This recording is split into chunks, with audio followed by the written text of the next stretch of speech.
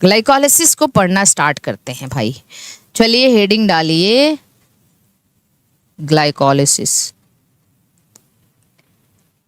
Glycolysis कैसे पढ़ोगे? मान लो आपको मेंस में लिखने आ गया कि आप ग्लाइकोलिसिस के ऊपर नोट या प्रकाश डालिए, तो टॉर्च बनाना, और ऐसे बहुत फेसबुक वगैरह पे देखना है टॉर्च लगा के उसमें लाइट जला दिया, प्रकाश डाल दिया, तो ऐसे मत करना। प्रकाश डालना का मतलब क्या है कि अब यहाँ पे ग्लाइकोलिसिस को आप बेटर वे में मेंशन करोगे। ये नहीं कि बस एकदम बच्चों वाला जैसे हम इंटर हाई स्कूल में पढ़ते आए हैं, बिल्कुल वैसा। आप एमएससी कर चुके हो, बीएससी कर चुके हो, बहुत से लोग पीएचडी भी कर रहे हैं, तो एटलीस्ट आप अपने पढ़े लिखे होने का संकेत जरूर दीजिएगा एग्जामिनर को कि ग्लाइकोलिसिस क्या है। खैर अब देखो, ग्लाइकोलिसिस का मतलब, अब हम ये क्या है, ग्लाइकोस का मतलब ग्लूकोज, ठीक है, और लाइसिस का मतलब ब्रेकडाउन। मेरे ख्याल से मेंस में इसको मत लिखना, नहीं तो हो सकता है कि एग्जामिनर आपकी कॉपी ना लाइसिस कर दे, ठीक है, कि ये बताओ कि ग्लाइकोस का मतलब ग्लूकोज, लाइसिस का मतलब ब्रेकडाउन, इसका मतलब ग्लाइकोलिसिस। तो लाइसिस का मतलब होता है तोड़ना, तो ग्लूकोज को तोड़ने वाली प्रोसेस को ही ग्लाइकोलिसिस कहते हैं। ज़्यादा फर्मेंटेशन से पॉइजन भी बन जाता है। मेथेनॉल पॉइजनिंग पढ़ाया हुआ है हमने, जब हमने आपको एंजाइम पढ़ाया था, देखिएगा, ठीक है। ग्लाइकोलिसिस की डिस्कवरी की थी also known as EMP pathway, इसको कहते हैं ईएमपी पाथवे, क्योंकि इसकी डिस्कवरी 3 साइंटिस्ट ने किया था। एम्बडेन मेयरहॉफ पारनास, 3 साइंटिस्ट ने इसकी डिस्कवरी की थी, इसीलिए इसको एम्बडेन मेयरहॉफ पारनास के नाम से जानते हैं, ईएमपी पाथवे के नाम से जानते हैं। क्या लिखेंगे ग्लाइकोलिसिस के बारे में?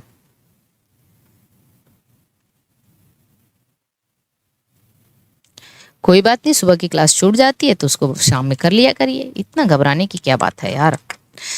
बताइए कहाँ होता है? इन साइटोसॉल, तो लिखना अकर्स इन साइटोसॉल, वो भी in prokaryote as well as eukaryote, चाहे प्रोकैरियोट हो या यूकैरियोट हो, दोनों में ये साइटोसॉल में ही होता है। और क्या लिखेंगे? It is common pathway between aerobic as well as anaerobic respiration. तो ये सब लिखेंगे या फिर तुरंत जो है ग्लूकोज 6 फॉस्फेट ये सब बनाना चालू कर देंगे? ये सब लिखेंगे।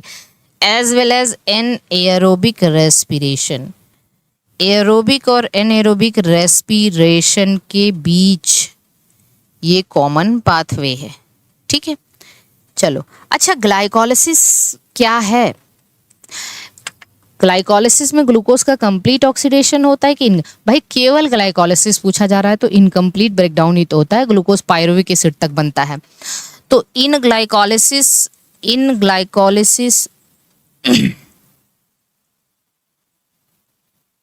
Incomplete breakdown of glucose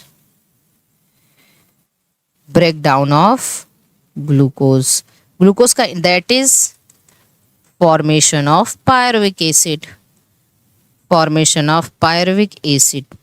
acid का फॉर्मेशन होता है ग्लाइकोलिसिस में।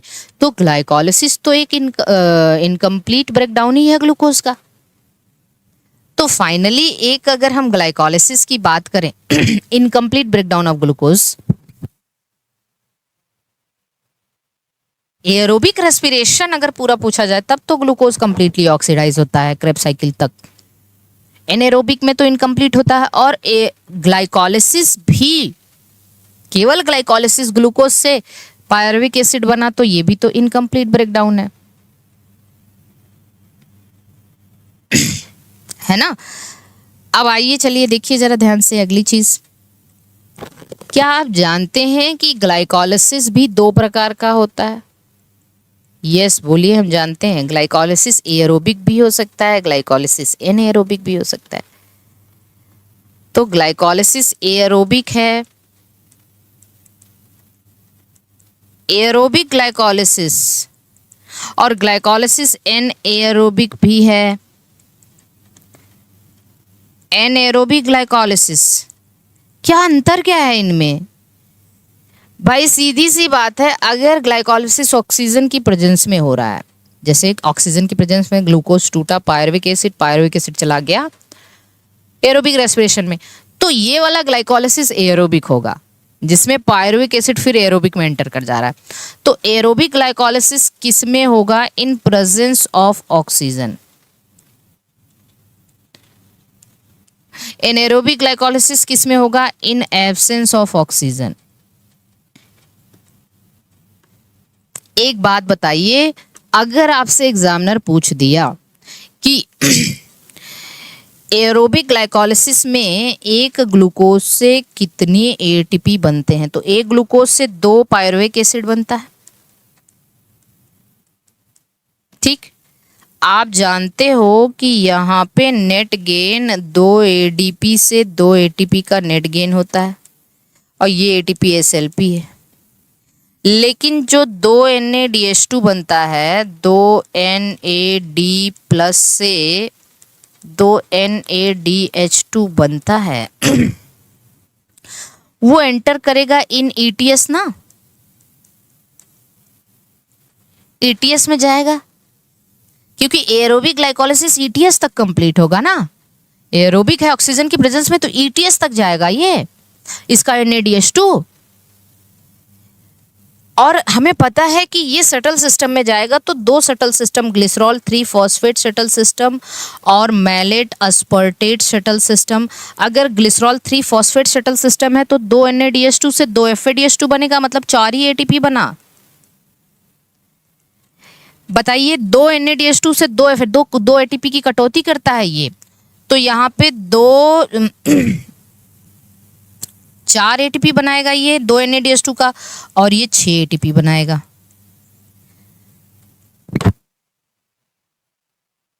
मतलब कुल मिला के एरोबिक ग्लाइकोलिसिस में नेट गेन कितने एटीपी का होता है?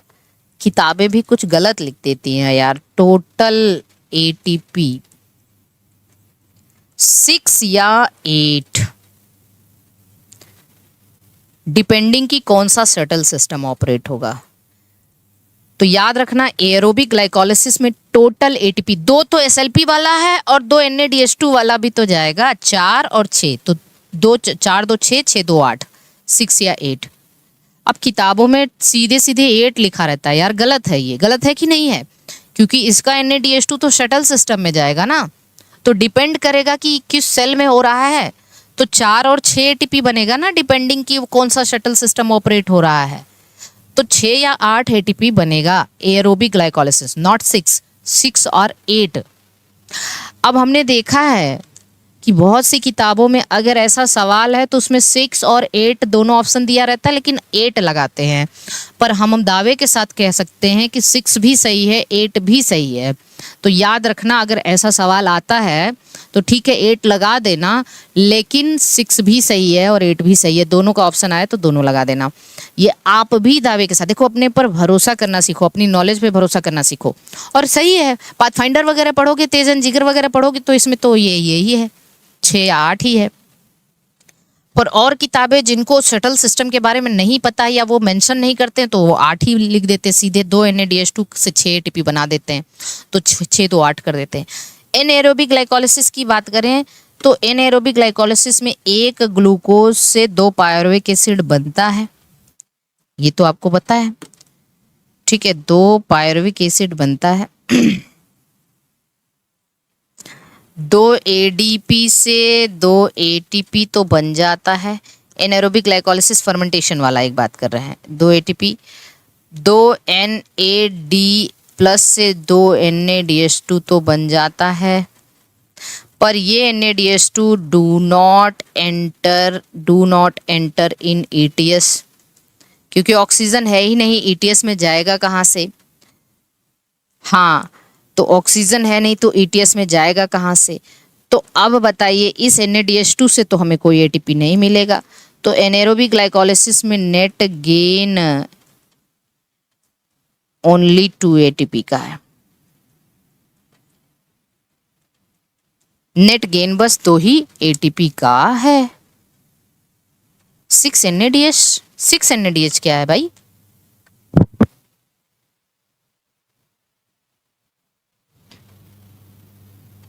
है ना? तो एरोबिक ग्लाइकोलिसिस में 6 या 8 एटीपी, एनएरोबिक ग्लाइकोलिसिस में केवल 2 एटीपी, केवल 2 एटीपी। हाँ, केवल 2 एटीपी। चलो, जब हम ग्लाइकोलिसिस को पूरा स्टडी करते हैं ना,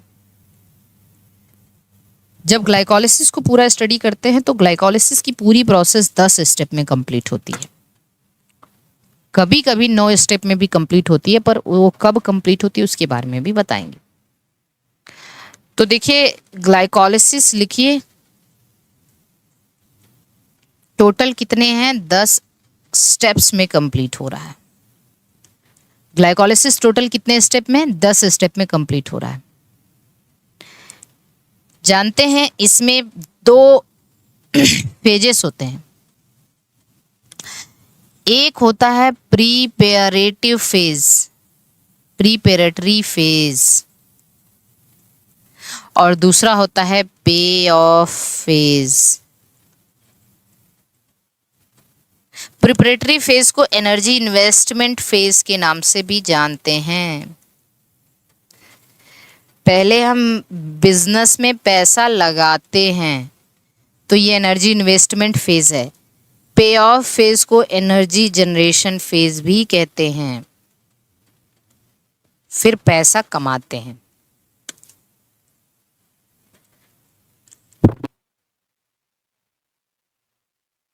तो प्रिपरेटरी फेज को एनर्जी इन्वेस्टमेंट फेज कह दिया, पे ऑफ फेज को एनर्जी जनरेशन फेज। जानते हैं क्या होता है यहाँ पे? इस पूरी ये लगभग 5 स्टेप्स का ये होता है, 5 स्टेप्स का ये होता है। तो टोटल 10 स्टेप में कंप्लीट है। अच्छा, 10 स्टेप में भी एक चीज लिख लेना, पहला, तीसरा और 10th जो स्टेप्स है, पहला, तीसरा और 10वां, ये जो है इरिवर्सिबल है। इरिवर्सिबल, वेरी वेरी आईएमपी पूछा जाता है। इरिवर्सिबल स्टेप है, बाकी सब रिवर्सिबल है। तो 3 जो स्टेप्स हैं, पहला, तीसरा और 10वां, इरिवर्सिबल है। अब प्रिपरेटरी फेज के अंदर क्या होता है? Use of 2 ATP। यहाँ पे हम पैसा लगा रहे हैं, एनर्जी इन्वेस्टमेंट फेज है। यहाँ पर जानते हैं क्या होता है? यहाँ पे gain of 4 ATP, 4 ATP SLP से बनता है N2NADH2। अब देखो, इसका टोटल निकालोगे तो 4 बना है, 2 यूज हुआ है, तो टोटल नेट गेन तो 2 ही ATP का हुआ। ठीक है। अच्छा, एनर्जी इन्वेस्टमेंट फेज में एक जो ग्लूकोज है जिसके अंदर 6 कार्बन है, वो 5 स्टेप से गुजरता है। एक स्टेप, दूसरा स्टेप, तीसरा स्टेप, मतलब ये पहला, दूसरा, तीसरा, चौथा, और 5वें स्टेप पे ये फाइनली जाके क्या बनता है? 2 मॉलिक्यूल ऑफ ग्लिसरॉल्डिहाइड 3-फॉस्फेट। इसमें 3 कार्बन है, ग्लिसरॉल्डिहाइड 3-फॉस्फेट में 3 कार्बन है। और इसमें यूज आप किसका कर रहे हैं? अभी सब बताएंगे। इसमें 2 ATP इस पूरी प्रोसेस में यूज होती है। तो चलो इसको एक ही में कर लो ना यार। फाइनली 5 स्टेप से होते हुए ये गुजरता है, और 5 स्टेप के बाद जो इस प्रिपरेटरी फेज का जो एंड प्रोडक्ट है वो है ग्लिसरॉल्डिहाइड 3-फॉस्फेट। अब पे ऑफ फेज कहाँ से शुरू होता है? इस ग्लिसरॉल्डिहाइड 3-फॉस्फेट से ही शुरू होता है।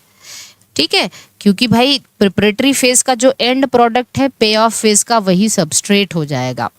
तो अब ये फाइनली 5 स्टेप से जब गुजरता है ना, पे ऑफ फेज जब 5 स्टेप से गुजरता है, तो 5 स्टेप से गुजरने के बाद finally 2 molecule of pyruvic acid बनता है। यहाँ पे भी 3 कार्बन है, और इसमें जो है निकलता है 4 ATP और 2 NADH2। ठीक, तो कुल मिला के अगर हम समरी देखें, कुल मिला के अगर हम समरी देखें ग्लाइकोलिसिस का, तो शुरू हुआ एक ग्लूकोज से, एंड प्रोडक्ट बना इसका 2 पायरुविक एसिड। एक अंत कहाँ हुआ? 10 स्टेप के बाद 2 पायरुविक एसिड, अंत हुआ इसका 3 कार्बन, ये 6 कार्बन। नेट गेन कितने का हुआ? तो नेट गेन आपको मिला 2 एटीपी और 2 NADH2 का। यही है ना ग्लाइकोलिसिस की समरी। क्योंकि भाई पहले वाले में 2 एटीपी यूज हुआ है, पे ऑफ में 4 एटीपी बना, 2 NADH2 बना, तो नेट गेन तो 2 ही एटीपी का और 2 NADH2 का हो जाएगा। और एक ग्लूकोज 10 स्टेप लगेंगे टोटल, एक ग्लूकोज से पायरुविक एसिड बनने में टोटल 10 स्टेप्स के बाद 5 इसका 5 इसका। एक बार देख के बता दो कि यस मैम हमें समझ में आ गया है, इसमें कोई दिक्कत नहीं है। ये समरी है ग्लाइकोलिसिस का, ठीक है, ग्लाइकोलिसिस की समरी है ये।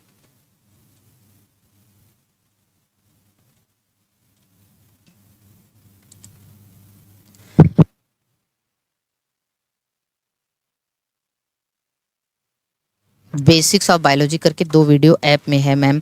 दीक्षित कल डाला तो था, उसको कहा तो था शाम वाली क्लास में कि एक बेसिक ऑफ बायोलॉजी डाला है, उसको पढ़ लीजिएगा। आप नहीं थे क्या शाम की वीडियो में? यही तो हम बार बार आपसे चिल्ला रहे हैं कि ग्लाइकोलिसिस में एक ग्लूकोज से एंड प्रोडक्ट 2 पायरुविक एसिड बनता है और नेट गेन 2 एटीपी 2। तो एकदम क्रिस्टल क्लियर है। आप कभी भी एग्जाम में लिखना तो इस चीज को जरूर दर्शा देना, ताकि एग्जामिनर को पता हो कि भाई आपके पास ऑथेंटिक जो है नॉलेज है। अब हम आ जाइए, सबसे पहले लिखते हैं प्रीपेरेटरी फेज या energy investment phase. Preparatory phase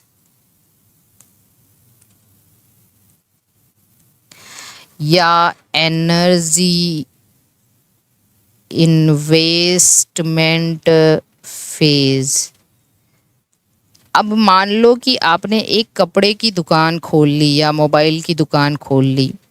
option होना चाहिए लाइफ में, क्या दिक्कत है? कपड़े की दुकान वाले तो हमसे ज़्यादा अमीर हैं, 60-70 हज़ार ज़्यादा जो महीने कमाते हैं टीचर बन के, उनसे तो ज़्यादा अमीर है। तो हमें बिजनेस करना भी पड़ गया तो क्या दिक्कत है यार? सब्जी भी बेच सकते हैं। सब्जी बेचने वाले क्या कम बिजनेसमैन है क्या? फल बेचने वाले कम बिजनेसमैन है, कम छोटे बिजनेसमैन है क्या?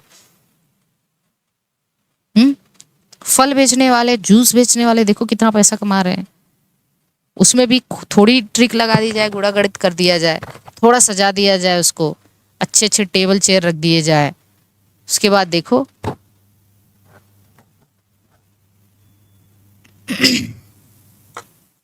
अब सब्जी की दुकान हमने खोल ली है।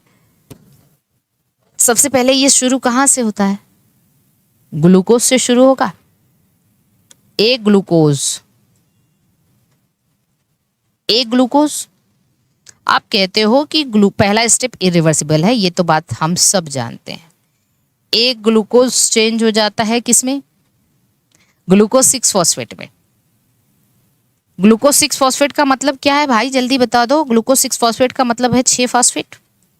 नहीं नहीं नहीं नहीं, 6 फॉस्फेट नहीं। ग्लूकोज का फॉर्मूला आप पढ़े हो ना?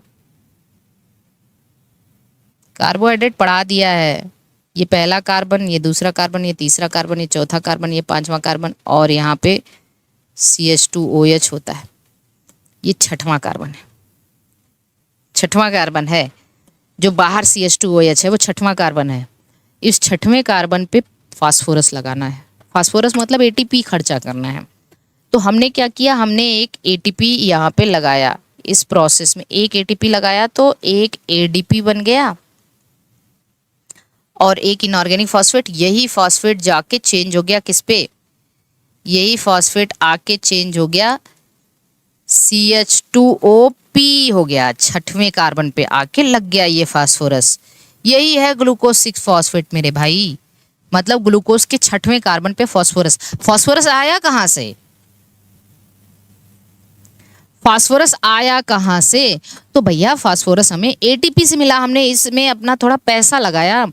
जैसे आप क्या करते हो, एक कपड़े की दुकान खोल लिया आपने, रैकर्स वगैरह बना लिए, उसमें कुछ पैसा लगाओगे तब तो कपड़े उपड़े रखोगे। कपड़े क्यों रख रहे हो, पैसा क्यों लगा रहे हो? क्योंकि बाद में वही कपड़े बेच के हमें पैसे अर्न करने हैं। तो पहले हमने क्या किया, एटीपी को लगाया, एटीपी खर्चा किया, फसल बो रहे हैं अभी हम, काटने का समय आएगा पे ऑफ में, ठीक है। तो हमने एक ग्लूकोज की 6वें कार्बन पे फास्फोरस जोड़ दिया, तो ये बन गया ग्लूकोज 6 फॉस्फेट। बस अभी पैसा लगा रहे हैं हम। फर्स्ट स्टेप रिवर्सिबल इसलिए नहीं होता कि जहां जहां एटीपी लगेगा ना, एनर्जी खर्चा कर रहे हो, एटीपी लगाने वाली प्रोसेस रिवर्सिबल थोड़े होती है मयंक। यहां पे जो एंजाइम यूज होता है ना, इस एंजाइम को कहते हैं हेक्सोकाइनेज। बिल्कुल मानते हो कि नहीं हेक्सोकाइनेज है? ये बहुत बार पूछा जाता है। ग्लाइकोलिसिस का पहला एंजाइम हेक्सोकाइनेज, इसका कोफैक्टर मैग्नीशियम तो होता है, साथ साथ पाथफाइंडर में मैग्नीज भी दिया है। लेकिन नोट करके एक चीज आप लिख सकते हो कि इन बीटा सेल ऑफ पैनक्रियाज याद करो, एंड हिपैटोसाइट्स याद करो, आप याद करो प्लीज इस बात को। बीटा सेल ऑफ पैनक्रियाज और हिपैटोसाइट में ग्लूकोकाइनेज एंजाइम लगता है। यहाँ पे कौन सा एंजाइम है? इसका एक आइसोजाइम ग्लूकोकाइनेज, हेक्सोकाइनेज डी कहते हैं इसको हेक्सोकाइनेज डी कहा जाता है। यस और नो? Very very IMP। ये बताया था हमने एंजाइम में कि नहीं बताया था?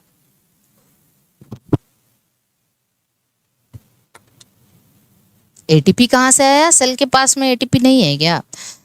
देखिए हेक्सोकाइनेज, लेकिन बीटा सेल ऑफ पैनक्रियाज और हिपैटोसाइट्स, हिपैटोसाइट मतलब लीवर की सेल्स में हेक्सोकाइनेज की जगह पे ग्लूकोकाइनेज एंजाइम लगता है। Very very IMP। यस और नो? बिल्कुल सही। अब जानते हैं क्या होता है। ग्लूकोज में कितने कार्बन है? 6। ग्लूकोज का फार्मूला क्या होता है? C6H12O6। ये ग्लूकोज चेंज होता है फ्रक्टोज में, इसका भी फार्मूला C6H12O6 है। तो क्या जरूरत है सेल को, अभी हम रिवर्सिबल इरिवर्सिबल बाद में करेंगे, चलो देख लेते हैं। अगला ग्लूकोज, जब ग्लूकोज चेंज हो जाता है, ग्लूकोज ग्लूकोज 6 फॉस्फेट चेंज हो जाता है फ्रक्टोज 6 फॉस्फेट में। कभी सोचा कि क्या जरूरत है, जब ग्लूकोज में भी 6 कार्बन है और फ्रक्टोज में भी 6 कार्बन है, तो इसको चेंज क्यों किया ग्लूकोज 6 फॉस्फेट को फ्रक्टोज 6 फॉस्फेट में?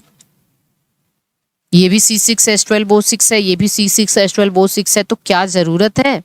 कभी सोचा आपने इस बात को? अच्छा चलो, यहाँ पर जो एक एंजाइम है, ये दोनों एक दूसरे के आइसोमर हैं और हेक्सोज शुगर हैं दोनों, तो इस जगह पे क्या लगता है? Hexose isomerase. क्यों हेक्सोज आइसोमरेज क्यों लगाया हमने? क्योंकि दोनों हेक्सोज शुगर हैं और दोनों एक दूसरे के आइसोमर है। अंतर क्या है ग्लूकोज फ्रक्टोज में? ग्लूकोज एल्डोज है और फ्रक्टोज कीटोज शुगर है। ग्लूकोज में एल्डिहाइड ग्रुप है, फ्रक्टोज में CO ग्रुप है। कार्बोहाइड्रेट पढ़ाया है भाई, एंजाइम पढ़ाया है, बायोमोलिक्यूल पढ़ाया है। अब पढ़ोगे नहीं तो हम क्या कर सकते हैं, इसलिए पढ़ना बहुत जरूरी है। हेक्सोज आइसोमरेज, ये दूसरा स्टेप है। पता है फ्रक्टोज में क्यों चेंज हुआ? इसका एक रीजन है। जब फ्रक्टोज का आप रिंग स्ट्रक्चर बनाते हो ना, तो पहले कार्बन पर भी CH2OH होता है, ये पहला कार्बन, और 6वें कार्बन पर भी CH2OH होता है, ये 6वां कार्बन। ये पहला कार्बन, ये दूसरा कार्बन, ये तीसरा कार्बन, ये चौथा कार्बन, ये 5वां कार्बन, ये 6वां। क्यों बनाया जानते हो? ताकि क्या? ताकि हम इन्वेस्टमेंट थोड़ा और कर सकें। अब आप कोई भी शॉप खोलते हो कुछ, तो आपको लगता है भी हम अच्छा इन्वेस्टमेंट पहले कर लें, कितनी जगह बना लें शॉप के अंदर कि हम ज़्यादा से ज़्यादा माल भर लें इसमें। तो जानते हो ग्लूकोज में फास्फोराइलेशन का एक ही जगह है, एक ही जगह CH2OH होता है, हम एक ही जगह फास्फोरस ऐड कर सकते हैं, मतलब बस एक ही ATP इस्तेमाल कर सकते हैं। एनर्जी हम एक ही जगह, खर्चा बस अब एक जगह कर सकते हैं। लेकिन अगर इसी ग्लूकोज को हमने फ्रक्टोज में चेंज कर दिया ना, तो फास्फोराइलेशन का 2 जगह मिल जाएगा। फ्रक्टोज 6 फॉस्फेट है मतलब एक जगह तो फास्फोरस लगा हुआ है पहले कार्बन पे, 6 फॉस्फेट है मतलब छठवें पे फास्फोरस लगा हुआ है, ठीक है। छठवें पे, पर हमें एक और जगह मिलेगा फास्फोरस लगाने का, कौन? पहला कार्बन, पहले कार्बन पे भी लगाया जा सकता है CH2OH पहले, तो इसीलिए तो फ्रक्टोज किस में चेंज होता है? फ्रक्टोज चेंज होता है फ्रक्टोज 1,6 बिसफॉस्फेट में। यस और नो भाई, कभी समझा है इस बात को? नहीं समझा है ना। यही हमारे एजुकेशन सिस्टम की सबसे बड़ी कमी है कि हम पीछे रह जाते हैं।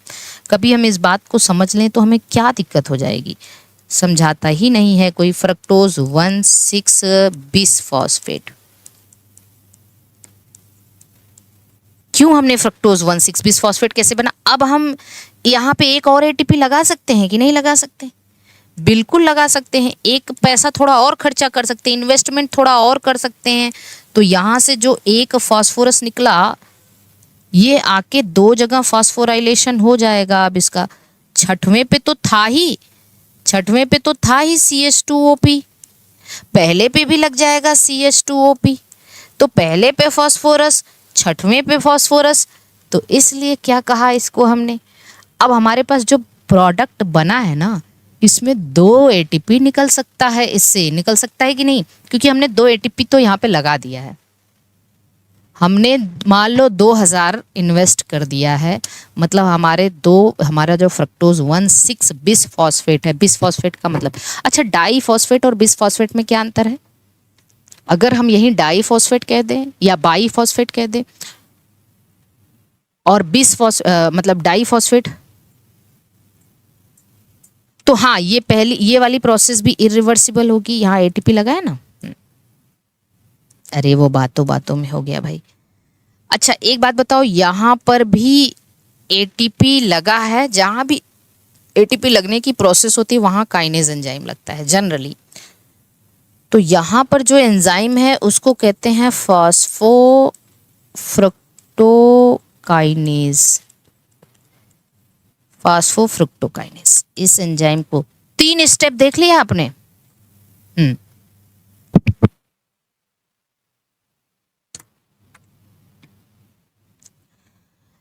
डाई उन जगहों पे लगाया जाता है जब सेम मॉलिक्यूल से दोनों फास्फोरस अगर जुड़ा रहता है, यहाँ अलग अलग मॉलिक्यूल से, तो इसलिए बिसफॉस्फेट कहा है इसको, ठीक। तो अब आइए देखिए, आप इस बात को समझ पा रहे हो? इसमें किसी को कोई दिक्कत है तो बताइए। 3 स्टेप तक हमने देख लिया, जिसमें पहला और तीसरा स्टेप कैसा है? इरिवर्सिबल है। 2 जगह आपने काइनेज एंजाइम लगा, 2 ATP भी लगा लिए, एक ATP पहले स्टेप पे लगा, एक ATP तीसरे स्टेप पे लगा। यस और नो, क्यों हमें जरूरत पड़ी ग्लूकोज को ग्लूकोज 6 फॉस्फेट में, क्यों जरूरत पड़ी ग्लूकोज को फ्रक्टोज में चेंज करने के लिए, क्या जरूरत पड़ी?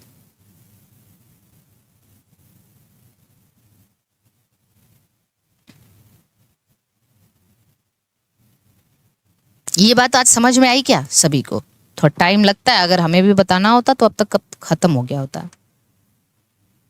ठीक, हाँ, नो दिक्कत नो परेशानी, ये बात सभी को। अब हमारे पास क्या है? फ्रक्टोज 1,6 बिसफॉस्फेट आ गया। ये देखिए फ्रक्टोज 1,6 बिसफॉस्फेट, हाँ, फॉस्फोफ्रुक्टोकाइनेज 1 एलोस्टेरिक एंजाइम है मयंक, अभी हम वो भी बता देंगे, ठीक। एलोस्टेरिक कौन है वो भी बता देंगे, एलोस्टेरिक भी पूछा जाता है, थोड़े से हायर लेवल पे पूछा जाता है। तो अब आइए फ्रक्टोज 1,6 बिसफॉस्फेट, फ्रक्टोज 1,6 बिसफॉस्फेट है। हमें पता है कि फ्रक्टोज का फॉर्मूला क्या होता है, C6H12O6 प्लस 2 फास्फोरस भी हमारे पास है ना भाई? एक फ्रक्टोज और 2 फास्फोरस हमारे पास है। एक एंजाइम आता है और उस एंजाइम का नाम है एल्डोलेज एंजाइम।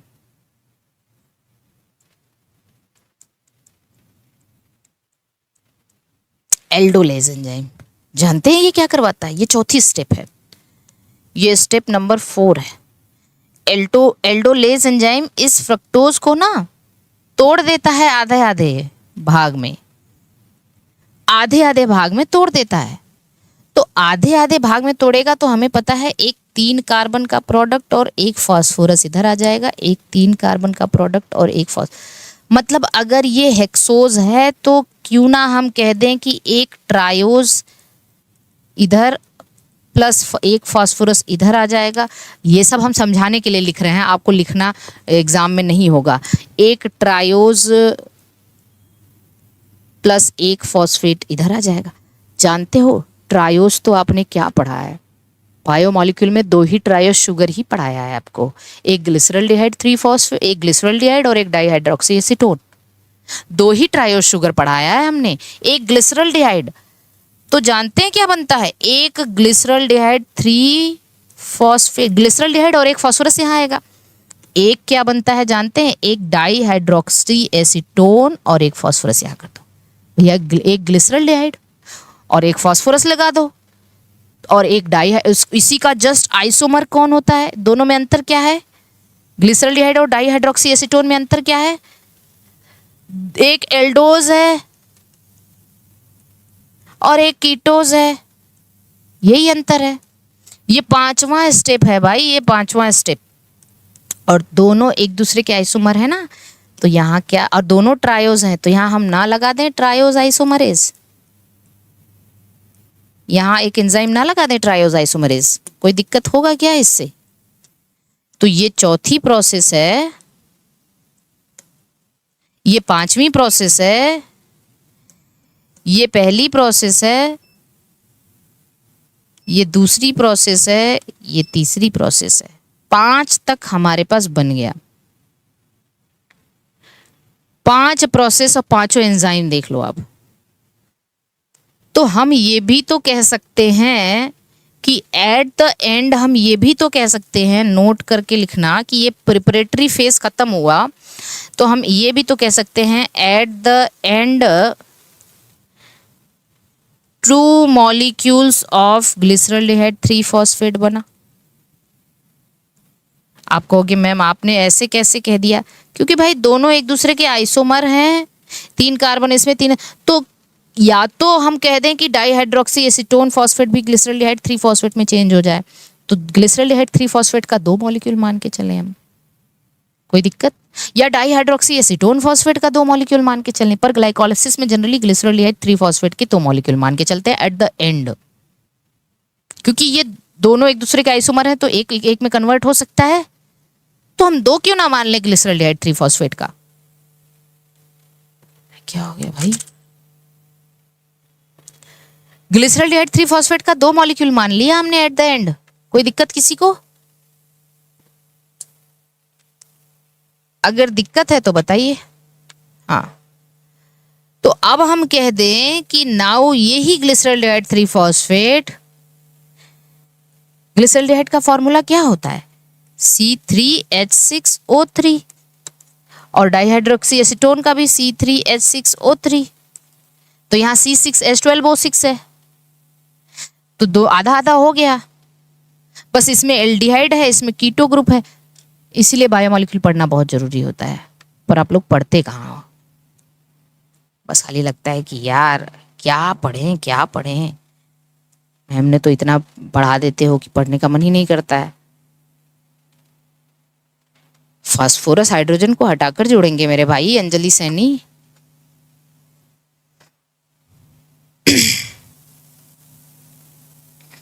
जल्दी बताइए, यहां तक किसी को कोई दिक्कत है क्या।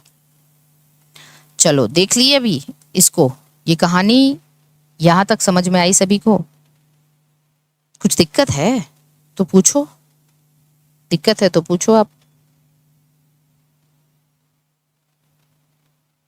सारे enzyme, hexokinase, hexoisomerase, phosphofructokinase, aldolase, triose isomerase, understood, yes. अब हमने जो बोया था अब काटने का समय आ गया है, लेकिन काटने से पहले आप देखो पे ऑफ फेज, या एनर्जी जनरेशन फेज। अभी तक हमने क्या बोया है, 2 एटीपी बोया है, यही ना, पर अब देखो हम कैसे 4 एटीपी काटते हैं और 2 NADPH भी काटते हैं।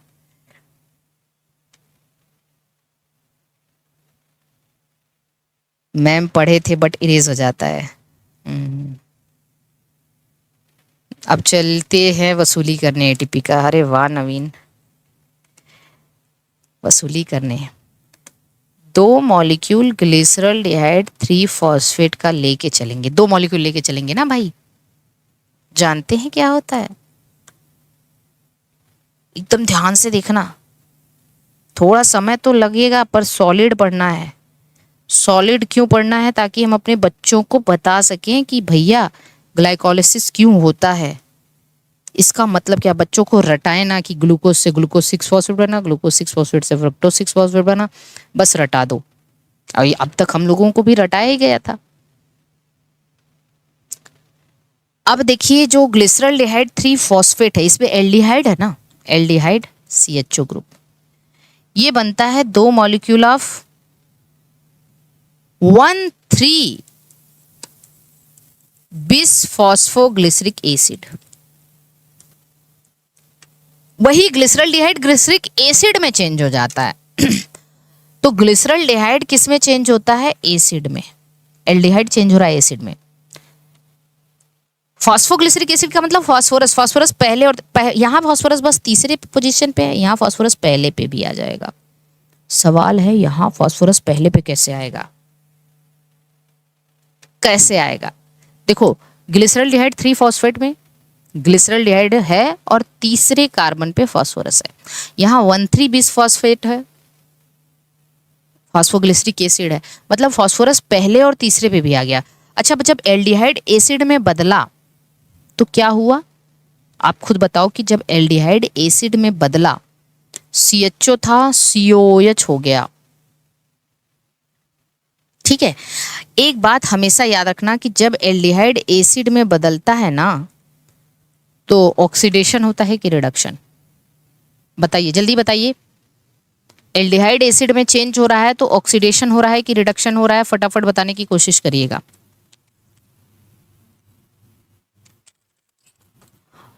ऑक्सीडेशन हो रहा है। ऑक्सीडेशन हो रहा है तो यहां पर 2 प्रोटॉन निकलेगा। ऑक्सीजन का गेन भी होगा, प्रोटॉन निकलेगा। वेरी गुड, 2 प्रोटॉन निकलेगा और साथ साथ जब 2 प्रोटॉन निकलेगा तो और क्या निकलेगा? 2 इलेक्ट्रॉन भी निकलेगा। 2 प्रोटॉन और 2 इलेक्ट्रॉन निकलेगा। जानते हैं क्या होता है? इस 2 प्रोटॉन और 2 इलेक्ट्रॉन को यहां पे बैठा रहता है कौन? 2 NAD+। ये एक्सेप्ट कर लेता है और जब ये एक्सेप्ट कर लेता है तो यहीं पर ये 2 NADH2 बना लेता है। कोई दिक्कत?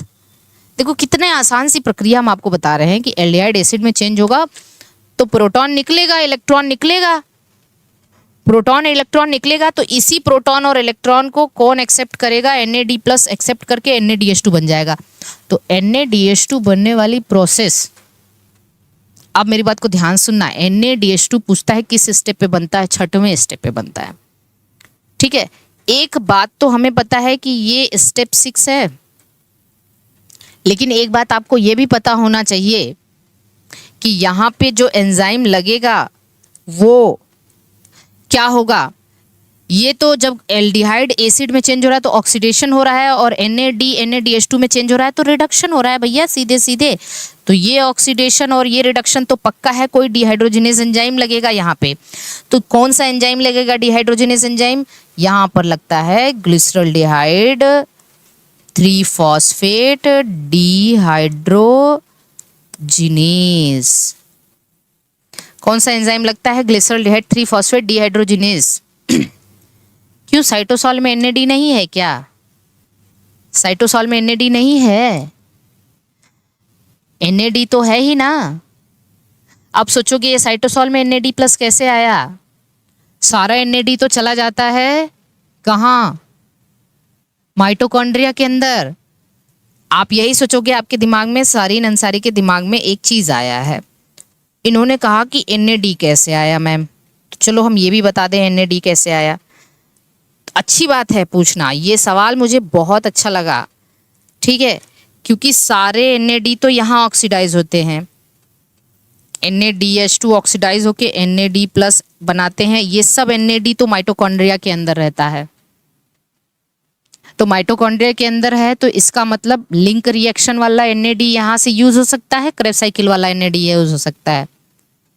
पर ग्लाइकोलिसिस तो साइटोसॉल में हो रहा है, उसका एनएडी कहाँ से मिलेगा, उसको एनएडी कहाँ से आएगा?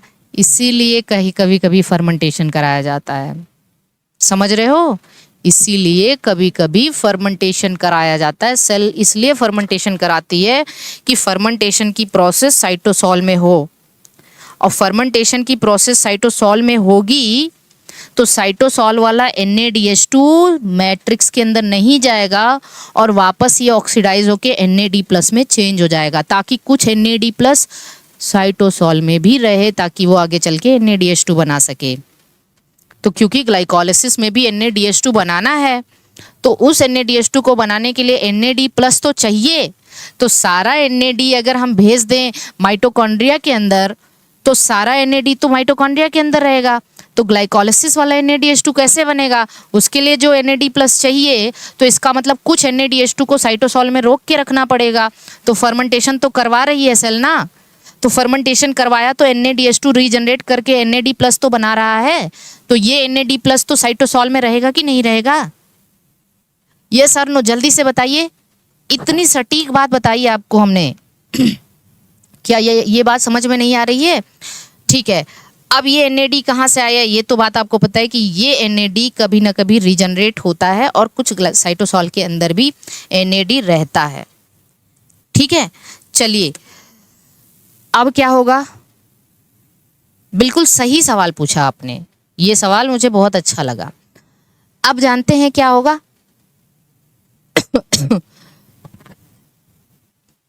अब आपके दिमाग में एक सवाल और आना चाहिए कि भाई यहाँ पे 3 फॉस्फेट है, तो तीसरे कार्बन पे ही फॉस्फोरस है। यहाँ पे 1,3 फॉस्फेट है, तो पहले कार्बन वाला फॉस्फोरस कहाँ से आएगा? क्या यहाँ पर भी ATP इस्तेमाल होगा क्या? नहीं, यहाँ पे जानते हैं सेल थोड़ी दयावान हो जाती है। सेल दयावान इसलिए हो जाती है कि यहाँ पे कुछ इनऑर्गेनिक फॉस्फेट होते हैं। इनऑर्गेनिक फॉस्फेट ये फास्फोरस डोनर हो जाते हैं। यहाँ ATP नहीं इस्तेमाल होता है, यही तो ग्लाइकोलिसिस में फायदा है, ये फास्फोरस डोनर हो जाते हैं। तो ये फास्फोरस पहले कार्बन पे दे देता है, तो यहाँ पे जो फास्फोरस डोनर है वो इनऑर्गेनिक फॉस्फेट हो जाता है। ठीक है, अब इसी इनऑर्गेनिक फॉस्फेट की वजह से हमारे पास 2 ATP का नेट गेन होगा। अब आप मुझे एक बात बताओ, यहाँ टोटल 2 ATP है, 2 फास्फोरस है ना? 2 फास्फोरस क्यों है? क्योंकि ग्लिसरॉल्डिहाइड 3 फॉस्फेट में तीसरे कार्बन पे फॉस्फोरस और उसके 2 मॉलिक्यूल, तो 2 फास्फोरस। यहाँ पे 2 × 2 फास्फोरस है, मतलब यहाँ 2 ही फास्फोरस है, यहाँ पे 4 फास्फोरस है। ये हमें पहला मौका है कि हम कैसे भी ATP निकाल लें। कैसे 4 फास्फोरस है? क्योंकि पहले और तीसरे दोनों पे फास्फोरस है, यहाँ बस तीसरे पे था तो 2 ही मॉलिक्यूल हुआ फास्फोरस का, यहाँ 4 मॉलिक्यूल हो गया। तो अब हमारे पास पहला मौका है कि हम इसको निकाल लें, फास्फोरस को निकाल लें। तो हम क्या करेंगे जानते हैं? फास्फोरस को निकालने के लिए हमने एक काम किया, यहाँ पर पहली बार SLP वाली प्रोसेस होगी। जो 1,3 बिस फॉस्फोग्लिसरिक एसिड था वो 3 फॉस्फोग्लिसरिक एसिड में चेंज हो जाएगा। 3 का मतलब 2 फास्फोरस, हम पहला वाला फास्फोरस निकाल रहे हैं, तो पहला वाला फास्फोरस निकाल रहे हैं मतलब पहला वाला भी फास्फोरस 2 है ना, क्योंकि 2 मॉलिक्यूल है। तो जानते हैं क्या होगा? यहाँ पर ना 2 ADP क्या करेंगे? 2 इनऑर्गेनिक फॉस्फेट को एक्सेप्ट करेंगे इस जगह से और 2 ATP बना देंगे। और ये ATP कौन सा है? डायरेक्टली सबस्ट्रेट से है, इसलिए सबस्ट्रेट लेवल फॉस्फोरिलेशन कहेंगे इसको।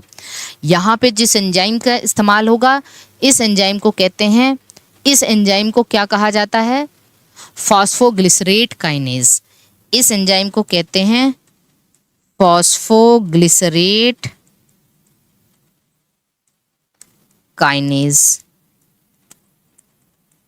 ठीक, बना दिया ना 2 ATP, क्योंकि 1,3 बिस PGA को हमने 3 PGA में कन्वर्ट कर दिया, मतलब पहला वाला फास्फोरस निकाल लिया। पहला वाला फास्फोरस कितना है? 2 मॉलिक्यूल है, तो 2 ATP हमने बना लिया। पहली बार हमने 2 ATP बनाया।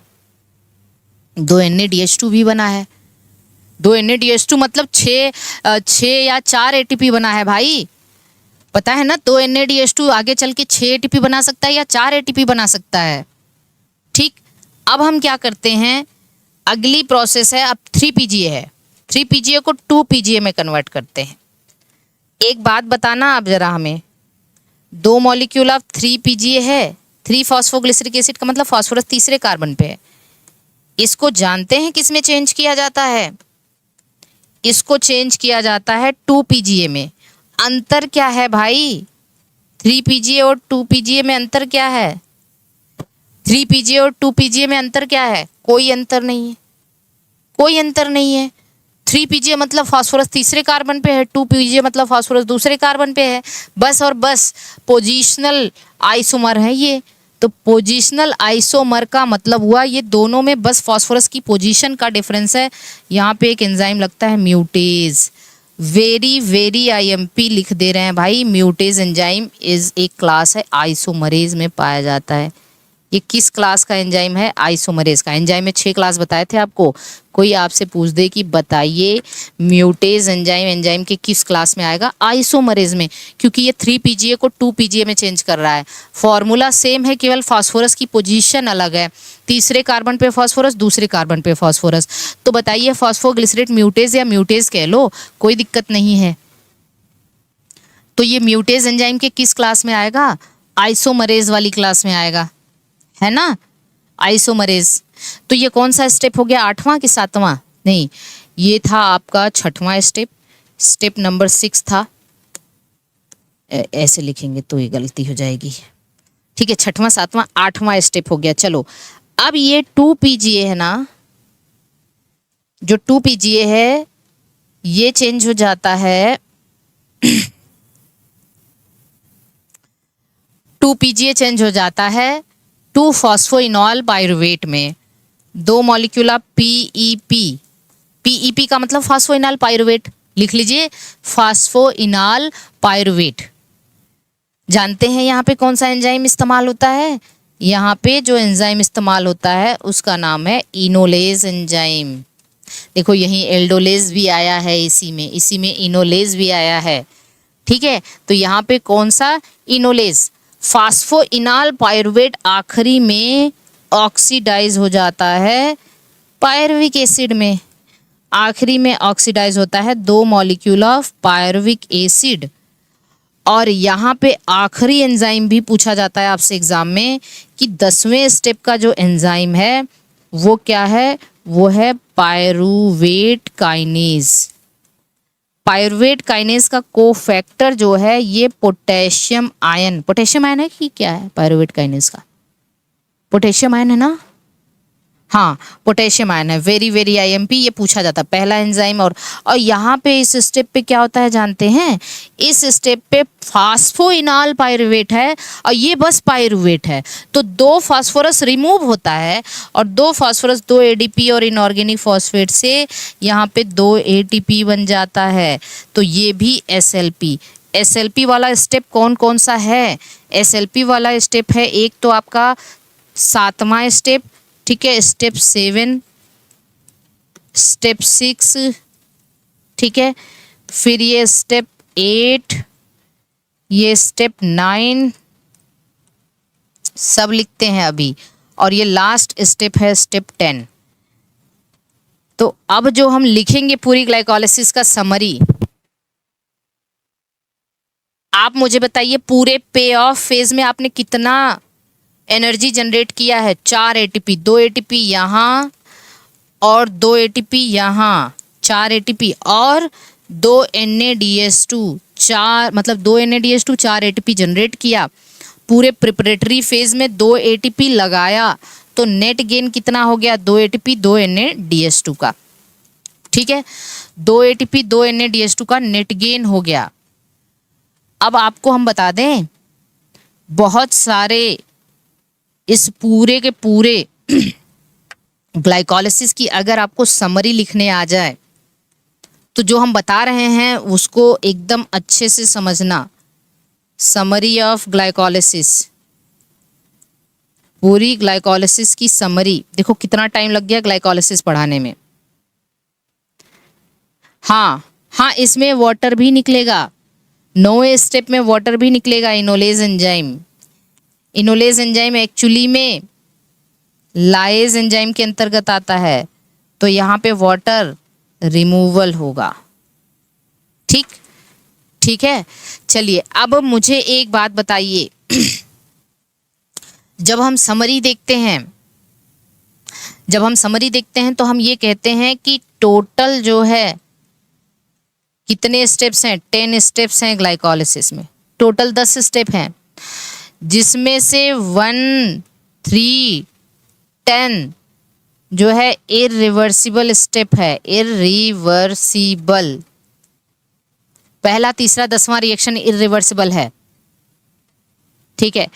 आप मुझे बताइए यूज ऑफ एटीपी किस किस स्टेप पे हुआ है, तो आप कहोगे फर्स्ट स्टेप पे हुआ है और थर्ड स्टेप पे हुआ है एटीपी का इस्तेमाल। आप मुझसे कहोगे गेन ऑफ एटीपी किस स्टेप पे हुआ है, गेन ऑफ एटीपी। अरे भाई एग्जामिनर होना चाहिए ऐसा पेपर बनाने वाला। एक बार मुझे एग्जामिनर रख के तो देखें, फिर इन लोगों को हम बताएंगे पेपर कैसे बनाते हैं। ठीक है, तो आप बताओ एटीपी बना कहाँ कहाँ है। तो आप देख भी रहे हो कि एक 7वें स्टेप में एटीपी बना है और एक 10वें स्टेप में एटीपी बना है। तो यहाँ पे 7th स्टेप और 10th स्टेप। एक बार ऐसा पेपर बना दो कि अगली बार से सब पढ़ना चालू कर देंगे। समझ रहे हो। और ऐसा कुछ रॉकेट साइंस नहीं डाला जाएगा, आपके ग्लाइकोलिसिस से ही क्वेश्चन बनाएंगे, आपके क्रेब्स साइकिल से ही क्वेश्चन बनाएंगे, आपके नाइट्रोजन फिक्सेशन से ही क्वेश्चन बनाएंगे। पर एक बार क्वेश्चन ऐसा बना दो कि अगली बार से सब वैसा पढ़ने तो लगे ना।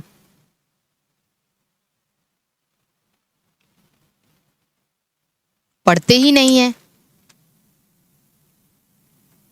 ठीक है, 10 स्टेप मतलब अगर पहले बोलें कि gain of NADPH sorry NADH2 ये किस स्टेप पे है, तो ये 6th स्टेप पे होगा। किस स्टेप पे NADH2 का गेन किस स्टेप पे होगा। अगर हम आपसे पूछें कि आइसोमरेजेस एंजाइम कितने हैं, आइसोमरेज एंजाइम ऑफ ग्लाइकोलिसिस, जल्दी बता दो ग्लाइकोलिसिस में कितनी जगह आइसोमरेज एंजाइम इस्तेमाल हुआ है। आइसोमरेज एंजाइम फटाफट बताना। 3 स्टेप्स पे यूज हुआ है भाई। कौन कौन सा, एक हेक्सोज आइसोमरेज, हेक्सोज आइसोमरेज है ही ना, हेक्सोज आइसोमरेज 2nd स्टेप पे इस्तेमाल हुआ है। एक ट्रायोज आइसोमरेज, कब, जब ग्लिसरॉल्डिहाइड 3 फॉस्फेट। हाँ CSIR वाले सब सॉल्व कर लेंगे। जब ग्लिसरॉल्डिहाइड 3 फॉस्फेट जो है डाइहाइड्रोक्सीस्टोन फॉस्फेट में, सब नहीं सॉल्व कर पाएंगे मयंक। ठीक है, जो कायदे से पढ़ा होगा वही सॉल्व करेगा। ट्रायोज आइसोमरेज जो है ये 5th स्टेप पे लगा है। और एक म्यूटेज भी तो आइसोमरेज है, म्यूटेज। अब बताओ म्यूटेज कौन से स्टेप पे लगा है, 8th स्टेप पे लगा है। कहीं और है क्या आइसोमरेज। तो दूसरे 5वें 8वें किस पे लगा है, दूसरे 5वें और 8वें स्टेप पे आइसोमरेज एंजाइम लगा है, 7वें नहीं 8वें म्यूटेज।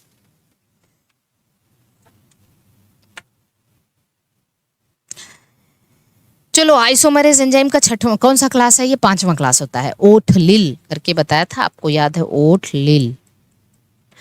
Oxido reductase, transferase, hydrolase, lyase, isomerase, ligases.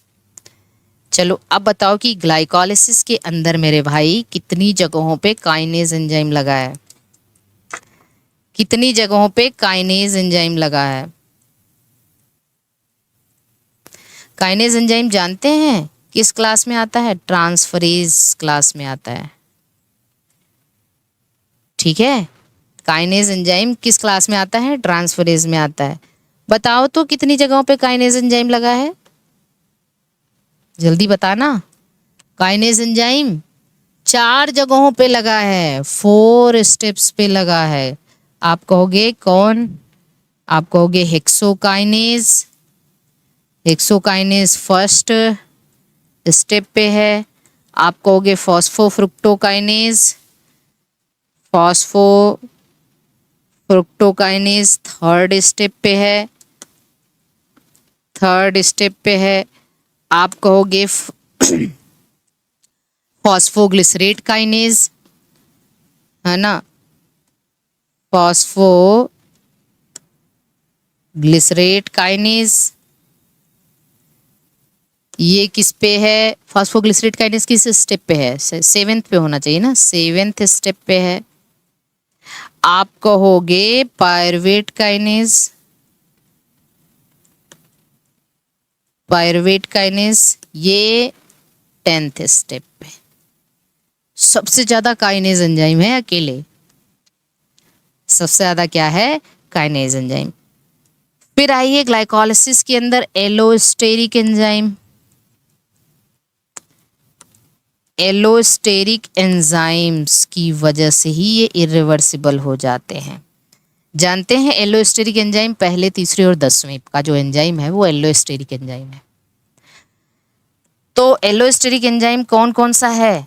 Hexokinase, phosphofructokinase और पायरुवेट काइनेज। ग्लाइकोलिसिस में 3 एलोस्टेरिक एंजाइम है। एलोस्टेरिक एंजाइम पढ़ा है ऐसा एंजाइम जो खुद ही प्रोडक्ट जब खुद, ठीक है, जब प्रोडक्ट खुद अपने अमाउंट को रेगुलेट करता है एंजाइम को या तो इनहिबिट करके या तो प्रमोट करके, इसको कहते हैं एलोस्टेरिक इनहिबिशन, और उस एंजाइम को एलोस्टेरिक एंजाइम कहते हैं।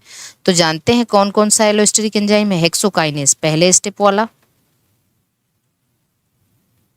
फर्स्ट स्टेप वाला। फॉस्फोफ्रुक्टोकाइनेज थर्ड स्टेप वाला। और पायरुवेट काइनेज 10th स्टेप वाला। पूरा लिख लेना आप। ग्लाइकोलिसिस में कुछ इनहिबिटर्स भी आते हैं। Inhibitors of glycolysis.